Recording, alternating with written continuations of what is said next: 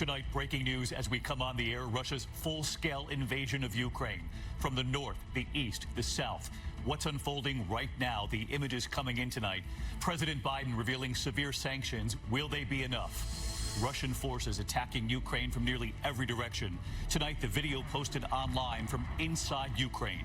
Russian ground forces crossing the border into Ukraine. U.S. military sources believe the Russians plan to surround Kyiv and, quote, decapitate it.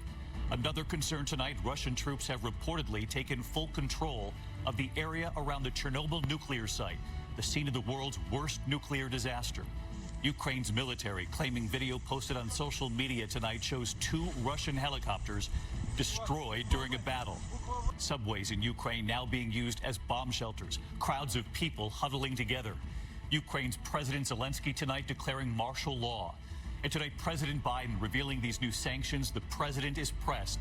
Why not sanction Putin directly? Ian Pano live in Kyiv tonight. Cecilia Vega at the White House. Martha Raddatz in Ukraine with what her Pentagon sources are telling her. And we're one-on-one with Secretary of State Antony Blinken. We ask, could Kyiv fall in the next 24 hours?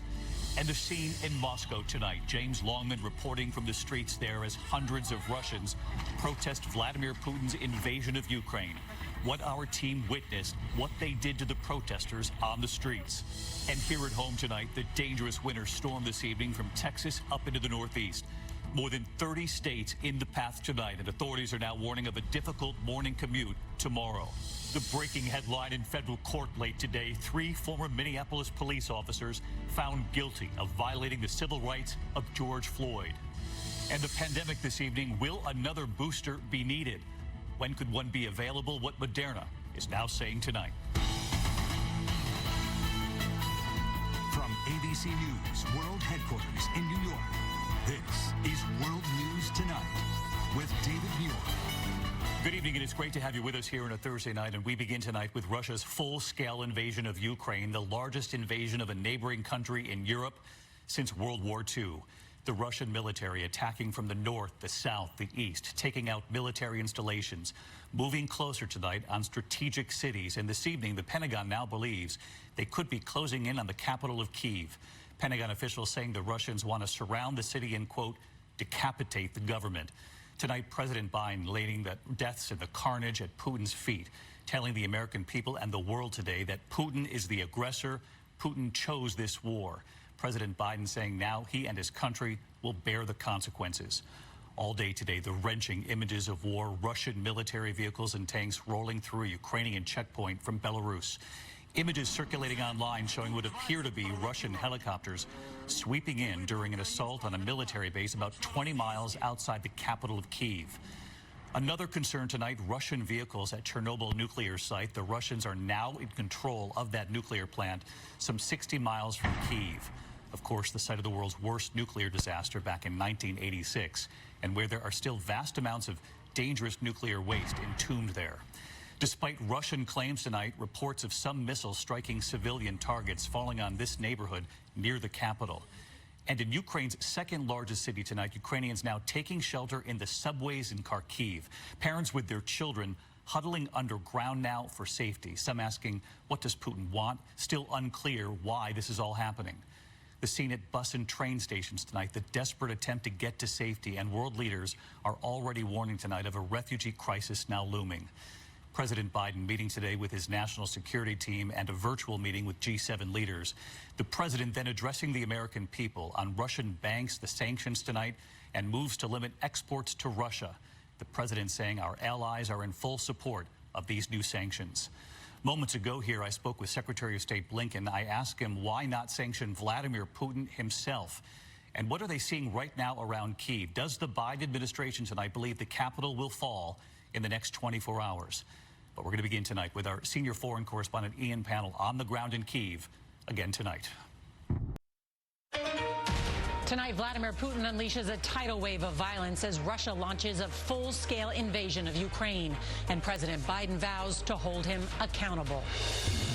Air raid sirens blare in Ukraine's capital. as Russian paratroopers land on the outskirts of Kyiv and tanks roll into the country. And after a pitched battle at a radioactive nuclear plant, Russians gain control, raising fears of a potential disaster at Chernobyl. The mass exodus. As the UN warns of a refugee crisis, roadways jammed and subway stations turned into bomb shelters.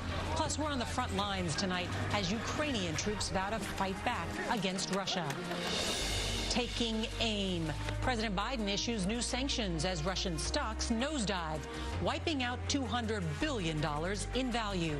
Putin is the aggressor. Putin chose this war.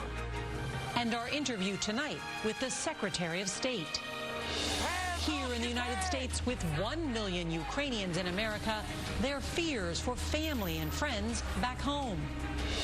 Dangerous winter weather. Thousands of flights canceled as snow, ice, and rain moves across the country. Guilty. 3 police officers convicted of violating George Floyd's civil rights by failing to intervene as Officer Derek Chauvin killed Floyd. And we end tonight with a moment of reflection as war returns to Europe for the first time since World War II. This is the CBS Evening News with Norah O'Donnell, reporting from the nation's capital. Good evening, and thank you for joining us. Tonight, we are witnessing history, the largest war in Europe since the end of World War II. And this is the nightmare scenario that the world feared. The full-scale Russian invasion of Ukraine is well underway tonight. Vladimir Putin unleashed a tidal wave of violence across Ukraine, firing 160 short-range and medium-range missiles. That's according to a senior defense official. And at least 137 Ukrainians have been killed and hundreds wounded. But those numbers are expected to surge in the hours ahead. Fierce fighting is happening along several front lines as Russian forces move into Ukraine from 3 sides and are advancing on the capital of Kyiv. These new images show the first pictures of damage inside Ukraine. Military installations and airports have been targeted, but so have civilian apartment buildings and hospitals.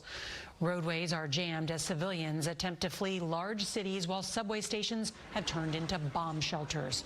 President Biden announcing today a new round of punishing sanctions and the deployment of 7,000 additional troops to Europe. We have a team of reporters covering this story, beginning with CBS's Charlie D'Agata in Kyiv. Good evening, Charlie. Good evening to you, Nora. It has been a tough day for Ukrainian forces. They've been fighting Russian troops on multiple fronts, and now we're getting late word tonight that those Russian forces are advancing on the capital itself on day 1 of this invasion.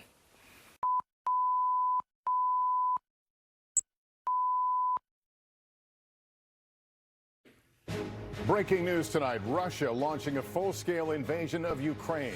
Vladimir Putin's forces unleashing an all-out assault on Ukraine from the land, sea, and air.